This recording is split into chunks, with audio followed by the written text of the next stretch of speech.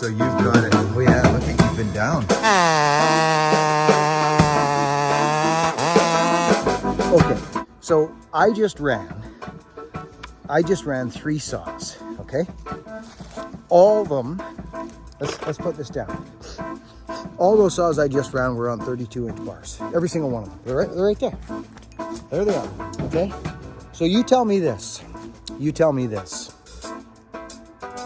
So when I went, I love the 372. It's a nice medium ground.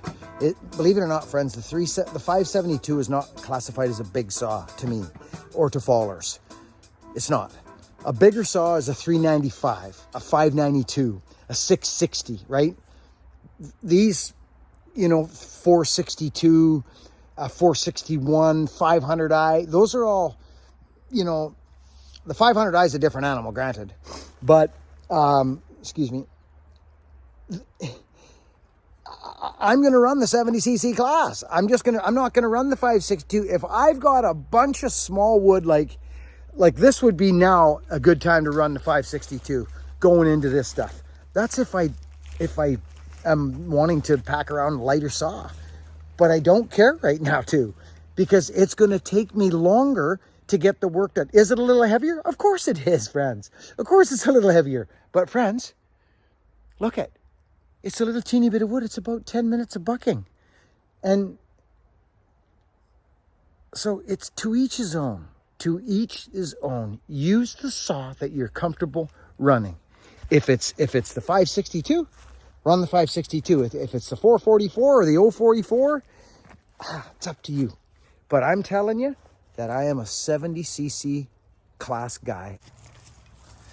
Well, friends, welcome back. This is where we ended off yesterday. We kind of stopped. I might show a little bit of the 562 here, but this is where I want to find out kind of small wood, how this 90 does in small wood. Remember the whole 500 trip we did there with the small wood, and what happens? The saw needs to crack and cut small wood. So we're just going to get into a little of that here. I hope you're enjoying yourselves today and you're living in gratitude, because it's all within you. Everything you need is within you.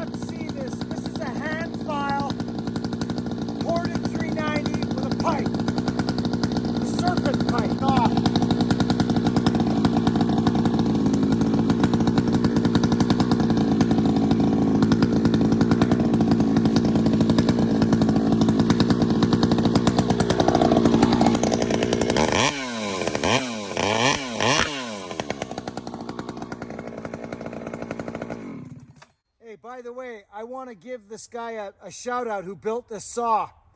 And I don't know his name. Old School, who is it? I forget the guy's name. He built it and you gave it to me. Old School Logging on YouTube. He's a good friend of mine. I went and cut walnut with him. Old School, if you don't mind, if you're watching, chime in and tell me who built this saw. I forget. There's no tag on it.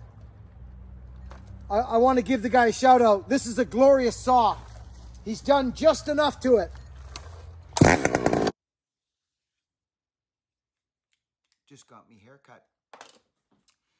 That's the earliest haircut I've had in a long time. Friends, quick interjection. You will notice if you watch my channel, you'll notice me do strange things with the power saw. Sometimes I'm one-handing and I'm trying to bore down in to see how my rakers are set or listening to the motor. Here is an example of... so personally, friends, when I get the proper tool to tune this saw, guys tell me to get a piece of hose on there and do something. I'm not in that much of a panic. If I was in a panic to tune the saw, I'd already have it tuned. I'm not in a panic. It's running phenomenal. But in my gut, I feel that this 90, now with that pipe on it, could use just a slight leaning on the high jet. I'm talking slight. And that little bit of bah will probably minimize drastically. But again, just listen as we run the saw here coming up. She's running beautiful, especially in the small wood. But you've got to be sharp. Now, if you're dull, it's going to do that blubber noise all day long. So it's all in the filing, friends. If you're into chainsaws or you're getting into power saws and you're learning how to file and you see me cut in certain ways and you go out and you try it and it doesn't work like that, look at your chain. Just look at your chain. You've got to be sharp, friends. It's all in the filing.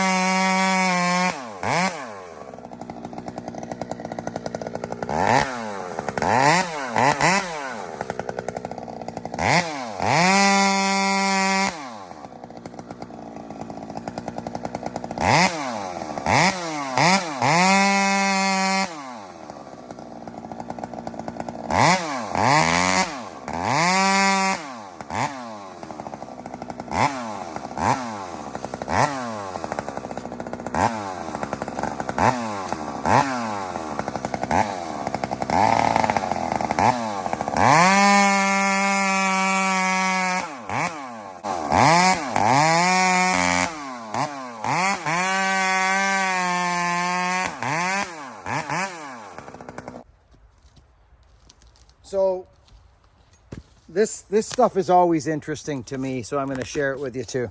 Okay, you guys know me, I'm all weird when it gets into wood. Okay, well, it doesn't take a brain scientist to see that the bark is different on this close tree here. The smaller one, it took it down. It's right there. Actually, that would be the place to look at it, is right there. Do you know that that tree is older than that tree? Check this out. So I'll show you. Let's just grab a random piece right here. And the reason I say that is because look at this. Try in your darndest to count the grain right here in that yellow part right there. Try and do it. I dare you. Look at it, friends. this tree, this little tree of 10 inches in diameter, look at that. That's nuts. Like, we're way up the tree. Look.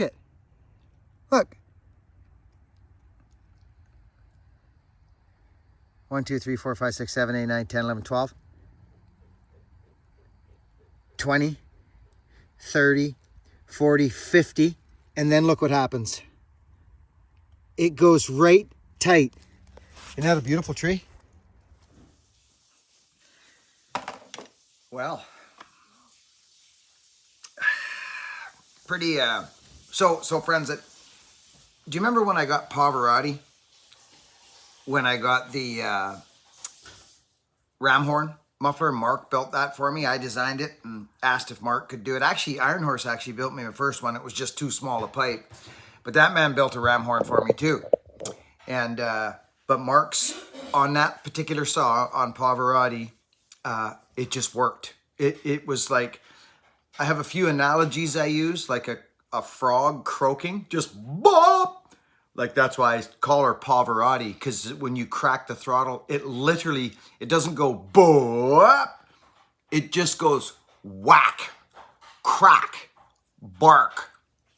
So, and then it has to be backed up with pull. And that's where the saying crack and pull come into. A saw has to have a couple things. And if you've got reliability, couple 3, 4 pulls max to get a saw going, bull bucker comes over and taps you on the shoulder or throws something at you and wants to talk to you, you can shut the saw off, pick it back up, it fires up, there's no issues. This 390, you can hear that little bit of a bark in there. So I am going to get the right little screwdriver for it and just tweak and turn it up a little bit. But there's only a few saws. My point is there's only a few saws that actually make me go, whoa. Pavarotti was one. The 86ers, obviously. Iron Horse is 66. Tin Man's Home Lights have, and his Super Pro 70. Tin Man does crazy things to them freaking home lights. The ones I got anyway. And my Super Pro 70. I'm hoping Tin Man will find some time to redo my 850 for me, to be honest with you, Tin Man, if you're out there watching. And Old School, if you're watching, I want to give that gentleman a shout out on that porting job on that 90, because we had them side by side, friends, in Pennsylvania. Old School had one and I had one, and we couldn't tell which one by visually, which one was ported. There was nothing different. So I looked, I know where to look. And I found that the muffler, you could see the screen was something was different. And then it was something else. But I said, let's just fire them up. And I fired them up. And instantly I could tell that that's all was ported. And well done to that fella. And hopefully we'll get his name. Friends, I had the Dolmar out the other day. And I'm just going to end this video with a little bit of blue and black for you. The Makita from Kenzie's. Okay, friends, I hope you're doing well. I appreciate you folks coming here and just kind of hanging around, living my life with me. A couple of new members on our members group. Our members group is growing. We've had a couple of readings that have been kind of mind-boggling the last couple of days. We do some different things over there. You should join in. Anyways, work hard, be honest, and be kind to one another, friends. Everything you're looking for is in there, and everything you need is in there as well. I'll catch you on the next video. Thanks for watching.